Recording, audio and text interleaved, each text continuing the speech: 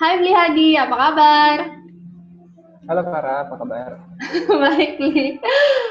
Bli Hadi lagi di rumah aja? Sekarang lagi di kafe. Di kafe, di Elgin Ya, Avenue Cafe itu ya? iya benar Uh, di uh, uh. Kerobokan. Tolong dong kasih tahu lebih lanjut soal restoran ini, soalnya cukup happening ya kalau tempatnya di Kerobokan itu. Mm-mm. Mm-mm. Ya, jadi eh, tempat usaha saya namanya Aldina Cafe, jadi lebih ke makanan yang kita tawarkan ke customer lebih ke arah modern Australian dan juga Mm-mm. konsepnya ke brunch food. Jadi kita nggak ke malam, jadi cuma buka pagi sama siang gitu. Jadi untuk cater orang-orang yang apa namanya pengen keluar nikmatin makanan yang nggak ringan tapi nggak berat juga. Jadi Mm-mm. makanan brunch in between Mm-mm. 9 to 1 gitu lah. Oke. Oh, berarti sore tutup ya? Ya sore yang tutup. Saya tutup. Oh gitu. Oke. Terus untuk namanya nih Elgin Avenue Cafe ini terinspirasi dari apa? Itu Elgin Avenue Cafe itu dulu tempat tinggal saya waktu di Melbourne.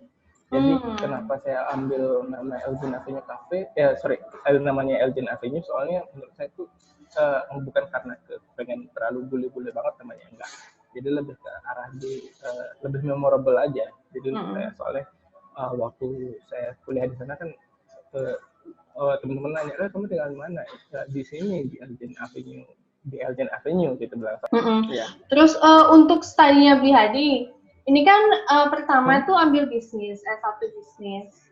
Kemudian Hmm? difokuskan ke commercial degree ya. Ya. Berarti itu S2 ya? Program S2 atau masih Oh S1? enggak, ngambil kayak semacam short course gitu sih. Oke. Berarti itu short Mm-mm. course untuk Mm-mm. commercial cookery. Mm-mm. Jadi Uh-uh. waktu saya S1 itu kan lebih ke teori Uh-uh. Uh-uh. uh, bisnis itu lebih ke arah teori tanpa praktek. Uh-uh. Jadi apa gunanya sih teori kalau nggak ada praktek? Jadi Uh-uh. kebanyakan sih orang-orang yang udah kalau nggak praktek dulu baru teori, ya teori dulu baru praktek kalau di sana. Jadi Uh-uh. kalau saya sih kebanyakan orang waktu itu di sana mereka ambil prakteknya dulu. Jadi kuliah kalau di sini sih kayak SMK ya, kejuruan Uh-uh. dulu baru Uh-uh. mereka misalnya kejuruannya tentang mesin baru mereka cari satu di teknik atau gimana dapetin teorinya. Tapi kalau kalau saya kebalik, justru saya ngambil teorinya dulu di sampai satu terus nggak tahu mau prakteknya apa. Jadi ya baru ngambil itu Commercial komersial cookery. cookery-nya itu Uh-uh. tadi ya. Kemudian di short course ini apa aja yang diajarkan? Apakah lebih ke secara manajemennya atau memang praktik untuk masak? Eh, lebih ke semuanya sih, cuma lebih ke 70 praktek, terus sama 30 manajemen. Jadi manajemennya itu lebih ke komersial kitchen, enggak ke whole business ya, whole business kayak kafe, ngatur keuangan gitu enggak. Hmm. Jadi di sana itu lebih diajarin ke gimana kita caranya ngatur ngeranin commercial kitchen, eh, memahami makanan, food knowledge, sama hmm, apa itu hygiene sama Hmm. running dan costing segala macam kayak gitu. Kalau Gitu food sih. nutrition termasuk nggak? Food nutrition termasuk, tapi enggak terlalu apa uh, basic aja. Jadi enggak sampai ke Tidak dalam-dalam banget. Jadi mendetil ya. tapi kita diajarin juga tentang uh, dietary juga untuk orang yang punya alergi ini yang harus dihindari apa. Terus dengan orang dengan berkebutuhan khusus kayak misalnya dia ini olahragawan, kita harus uh, cukupi asupan nutrisinya itu seperti apa, berapa protein, berapa karbohidrat, itu juga kita diajarin juga sih, cuma nggak terlalu mendetail banget. Ya ya. Secara umum ya. Iya, secara umum. Terus kan ini untuk jenis makanan di Elgin Avenue Cafe ini kan lebih ke brunch dan kebanyakan makanan Western Australian dish kayak gitu kan. Iya, modern Nah, Australian. apakah di short course itu kita bisa milih, saya lebih prefer mau ke Indian cooking atau saya lebih prefer untuk Japanese kayak gitu? Oh, di sana ya secara umum. Jadi kalau belajar masak ayam ya sampai matang gitu aja. Jadi Oh untuk gitu aja. Berarti nggak kalau ada untuk spesifik berkreasi sih makanan. sendiri-sendiri. Iya. Oh Jadi gitu. kita diajarin basic, yang penting tahu caranya masak, bumbunya terserah nanti coba aja di rumah gitu. Oke. Ya. Terus kalau yang sekarang nih, itu berarti chefnya dari mana? Di tempat saya chefnya kita nggak ada bilang chef sih, kita nggak ada bilangnya chef, jadi lebih ke arah cook.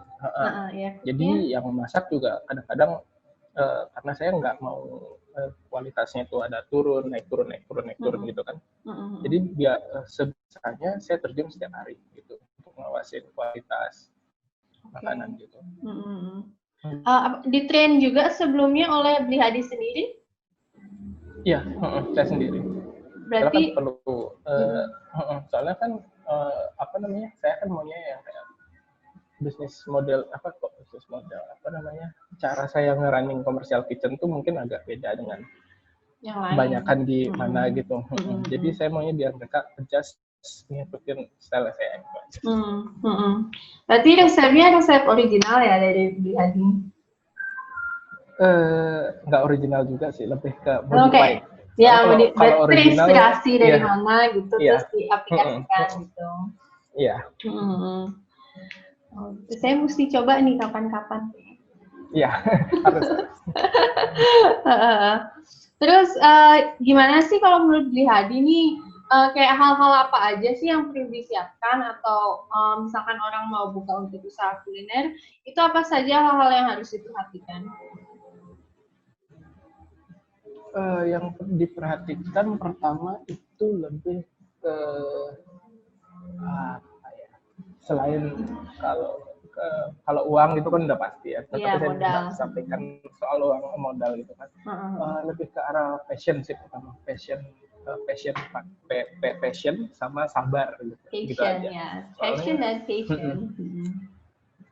Passion. Jadi kalau passionnya kurang, orang itu bisa lihat gitu. Jadi dia cuma mau buka bisnis jual makanan, ya udah gitu, kayak nggak ada karakter.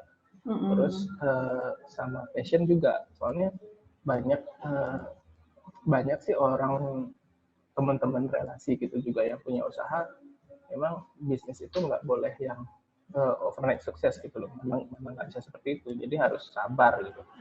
Ngejalaninnya kalau sepi ya dijalanin, rame ya dijalanin gitu. Jadi lebih ke arah itu aja sih yang menurut saya esensial dua. Kalau experience penting nggak? Experience itu kita bisa dapat di perjalanan lah istilahnya. Kalau itu bisa di pick up di perjalanan, as long as kita nggak kayak nggak kayak sombong gitu loh. Maksudnya, saya udah ada pengalaman gini, harusnya nggak begini.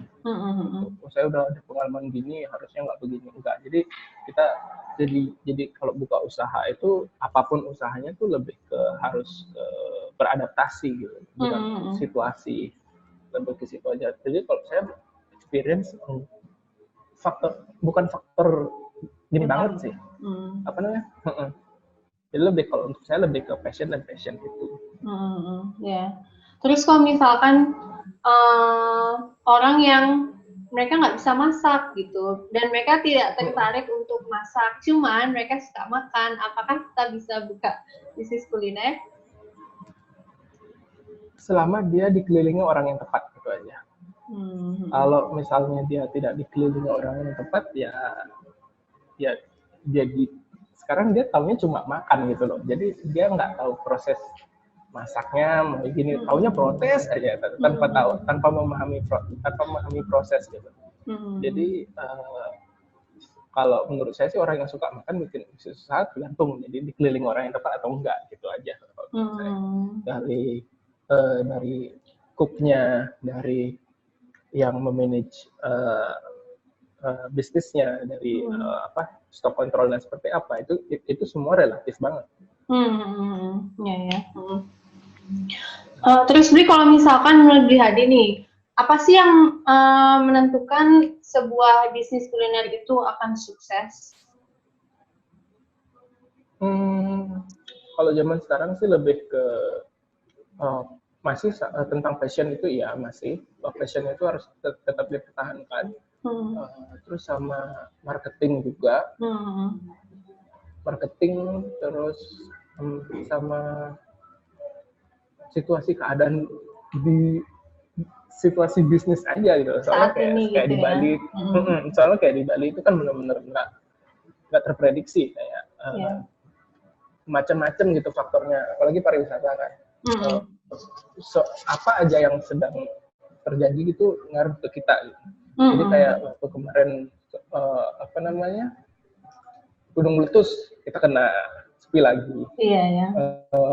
Ada pemilu kerusuhan di Jakarta, padahal kerusuhan di Jakarta, di Bali kena juga. Sekarang corona kena juga. Iya. Terus-terusan kena. Ya. Selalu ada ya.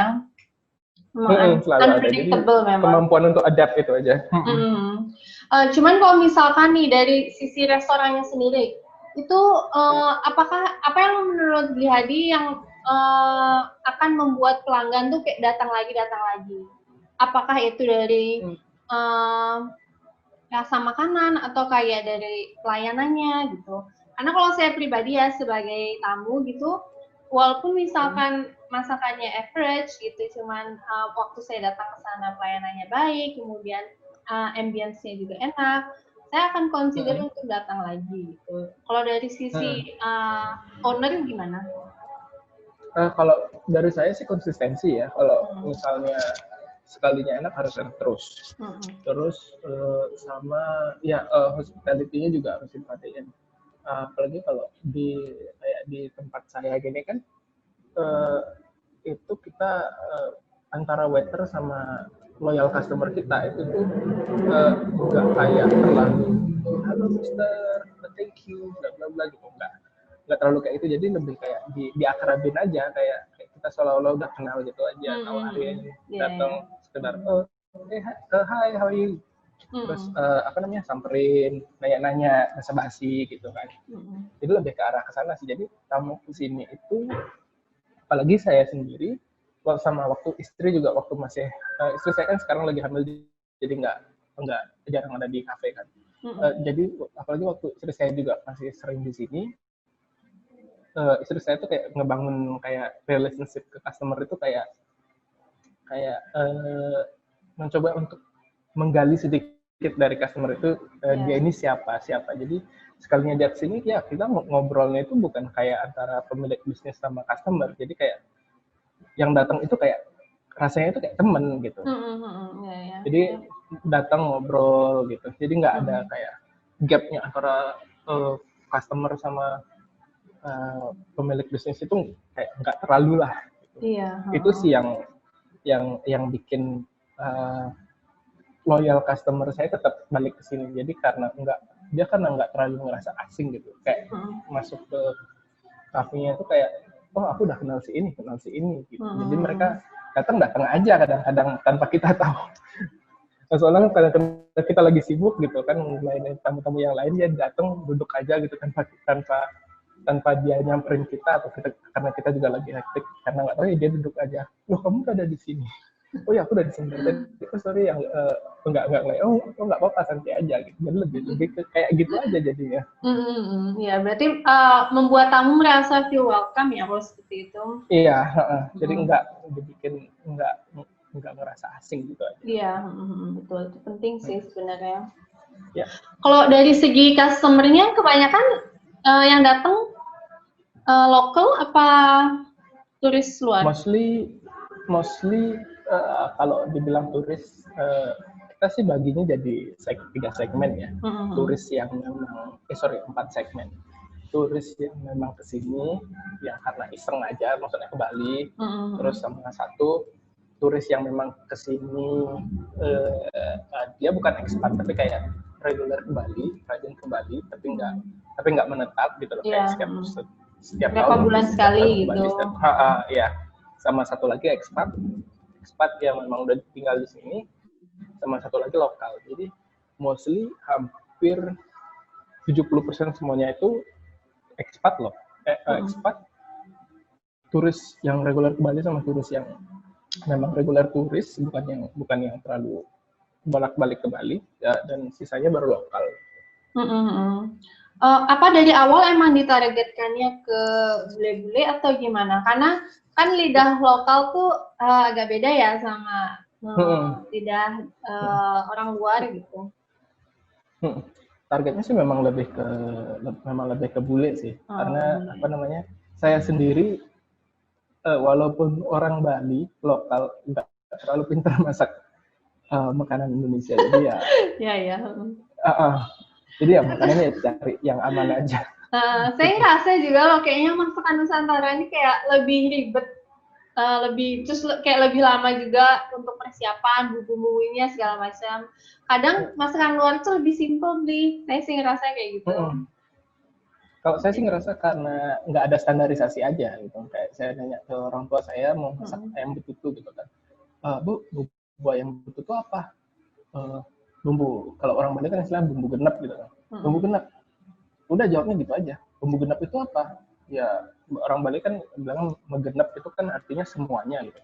Ya megenep semuanya. Semuanya apa? Pakai ini enggak? Pakai ini enggak? Terus apanya yang megenep? Jadi kayak kalau masakan Indonesia yang susahnya itu ya di bagian situ sebenarnya, karena nggak ada standarisasi. Jadi beda kalau kita mau masak apa gitu, pasta carbonara gitu, dan sudah pasti kalau standar kayak yang modern kan sudah pasti pakai krim, pakai bacon, pakai cheese, kadang-kadang ngulung telur, pasti itu gitu loh. Kalau kita ngeliat udah siapin 4 itu nggak mungkin kelewatan. Itu kalau masakan Bali ngitungnya tuh bumbu bisa sampai 10. Kalau nggak ada satu tuh missingnya tuh luar biasa. Yang miss, betul. Iya sih. Berarti emang targetnya orang-orang bule ya, tes bule. Karena memang yang ekspat banyak yang berdiam di daerah Kerobokan ya, Kerobokan Seminyak. Banyak banget villa sama rumah yang memang didesain untuk, karena kan banyak tuh perusahaan-perusahaan yang mempekerjakan bule gitu kan. Jadi mereka kan biasanya kan dikasih tempat tinggal gitu, dan rata-rata banyak kan di daerah sini Kerobokan. Iya. Gitu. Oke. Selanjutnya nih kita akan ngomongin soal COVID-19. Ini kan lagi hangat-hangatnya di mana-mana di seluruh dunia. Berdampak di seluruh industri. Kalau dari pandangan seorang pebisnis kuliner, ini dampaknya COVID-19 apa?